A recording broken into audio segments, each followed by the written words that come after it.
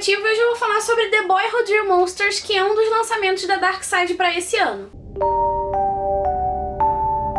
Bom, pelo que eu vi nas redes sociais, o título do livro vai ser O Menino que Desenhava Monstros, e eu queria muito ler esse livro porque ele tem elementos que eu adoro. Eu vou tentar falar só o essencial da história, porque a melhor parte é ir descobrindo tudo o que a história tem a oferecer e o que o autor tem a oferecer com os seus personagens incríveis. Então, O Menino que Desenhava Monstros vai contar a história do Jack Peter. Ele tem 10 anos e ele tem Asperger e adquiriu também agorafobia, que no caso dele é o medo de sair de casa. E essa fobia apareceu quando ele tinha 7 anos e se afogou com um amigo dele, o Nicholas. E eu vou falar sobre o Nicholas um pouquinho mais pra frente. E agora que ele tem 10 anos, ele começa a dizer que tem monstros embaixo da cama dele e ele começa a dizer que também tem monstros do lado de fora. E isso acaba dividindo a opinião dos pais dele. Então a gente acaba vendo o pai sendo otimista, dizendo que ele vai melhorar, que isso é só uma fase, que eles precisam levar ele ao médico só pra mudar a dose do remédio, enquanto a mãe dele acha que ele precisa ser levado pra algum lugar. Ela começa a sentir medo do próprio filho. Enfim, é bizarro o que começa a acontecer na família. E a história começa a ficar um pouco mais bizarra quando o Tim, que é o pai do Jack, começa a ver um homem totalmente branco, magro e tipo branco como papel mesmo. E a mãe começa a ouvir barulhos como se uma pessoa quisesse invadir a casa.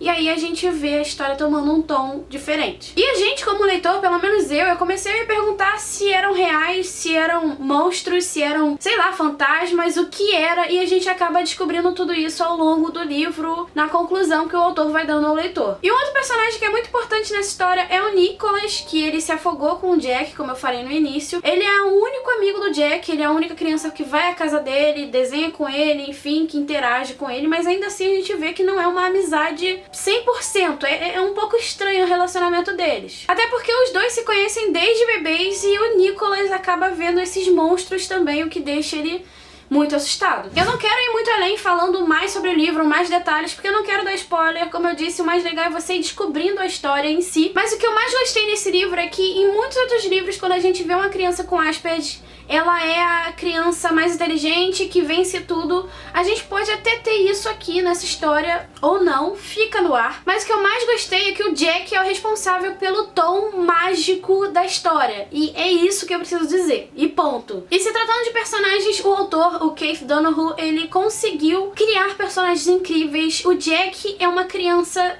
sensacional, é muito real tudo o que ele descreve. E apesar do tom de fantasia, ele consegue colocar defeitos, ele consegue colocar inveja, ele consegue colocar os altos e baixos de uma família, atitudes egoístas, enfim, N coisas que a gente acaba vendo nos seres humanos. E ele conseguiu colocar isso de uma forma muito palpável nos personagens dele. E aí que eu acho que O Menino que Desenhava Monstros não é uma história somente sobre monstros, é uma história sobre N sentimentos, N atitudes, N coisas relacionadas também ao comportamento humano. E eu vou logo dizendo que uma coisa que pode incomodar o leitor é o ritmo lento do livro, principalmente na primeira parte, que a gente vai vendo essas questões de ser humano, a vida deles, como é que funciona, como é que os pais lidam um com o outro, com a criança com Asperger. Então, assim, é lento, mas faz todo sentido para a construção dos personagens, para mostrar a profundidade que o autor conseguiu criar para esses personagens, levando eles a um outro patamar. Já a segunda parte do livro tem um tom incrível, é um pouco mais acelerado, a gente vai vendo outras coisas da história e tem um final incrível. Eu meio que larguei o livro e botei a mão na cabeça e tipo, quê? Uma coisa que eu gostei bastante foi onde e como a história é ambientada. O autor conseguiu botar um clima gelado, um clima frio, perto do Natal, então a gente acaba vendo coisas acontecerem e esse clima, essa ambientação fez toda a diferença pra história. E apesar de ter monstros, eles não me assustaram tanto quando eu achei que fossem me assustar, sabe? E outras coisas muito legais que o autor colocou também foi a cultura japonesa, folclore japonês e naufrágios também de navios perto da região onde eles moram. Então, assim, são coisas que transformam a leitura em algo muito mais palpável, sabe? Eu gostei muito por isso. Eu confesso que esse não foi o livro mais assustador que eu li na vida, mas ainda assim o autor consegue transformar isso numa história